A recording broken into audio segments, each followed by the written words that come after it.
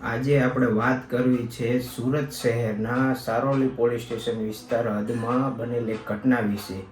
ત્યાં એક એવી ઘટના બને છે કે એક સારોલી પોલીસ સ્ટેશન હદ વિસ્તારમાં એક ખેતરમાં એક છોકરી ઝેરી દવા પી જાય છે અને ત્યાં ફટાફટ એમ્બ્યુલન્સ કે કોઈ વસ્તુ આવી શકે તેમ હોતું નથી. ત્યારે ત્યાંથી એક કોલર 100 નંબર ઉપર ફોન કરીને સુરત શહેર કંટ્રોલ રૂમને જાણ કરે છે. એટલે સુરત શહેર કંટ્રોલ રૂમ ડાયરેક્ટ ત્યાં સારોલી પોલીસ સ્ટેશન હદ વિસ્તારમાં જે જગ્યાએ તે ખેતર હોય છે ત્યાં નજીકની PCR નંબર 66ને કોલ આપે છે અને કહે છે કે આવી ઘટના બની છે, તમે ત્યાં ફટાફટ પહોંચો.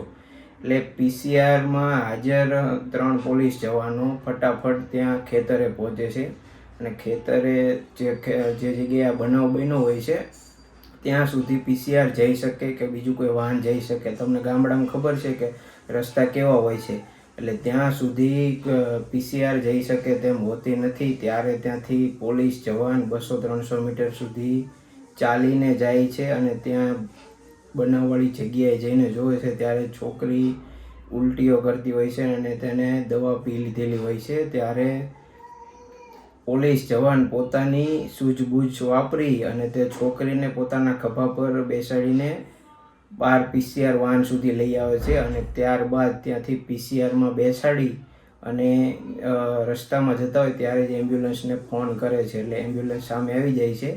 ત્યારબાદ તે છોકરીને સરકારી હોસ્પિટલમાં દાખલ કરે છે અને સારવાર બાદ તે સંપૂર્ણપણે સ્વસ્થ હોય છે અને તેને ડિસ્ચાર્જ કરે છે. મતલબ અહીં પોલીસ જવાન પોતાની સૂઝબૂઝ વાપરી અને આ દીકરીને બચાવી લે છે. ત્યારબાદ સુરત શહેરના પોલીસ કમિશનર શ્રી અનુપમસિંહ ગેહલોત સાહેબે આ PCR વાનના 3 પોલીસ જવાનને બોલાવી અને તેમનું સન્માન કરે છે. આ ઘટના પૂરેપૂરી ઘટના ઉપરથી તમારે સાંભળવા જેવી બાબત અને સમજવા જેવી બાબત તમને કહું તો સુરત પોલીસની PCR વાન 24x7 આખા સિટીમાં અને આખા ગુજરાતમાં 24x7 સેવા આપતી હોય છે. ત્યારે તમે પણ કોઈ આવી જ તે ગંભીર બાબતમાં ક્યાંય ફસાવ ત્યારે 100 નંબર ડાયલ કરીને પોલીસને જાણ કરી શકો છો.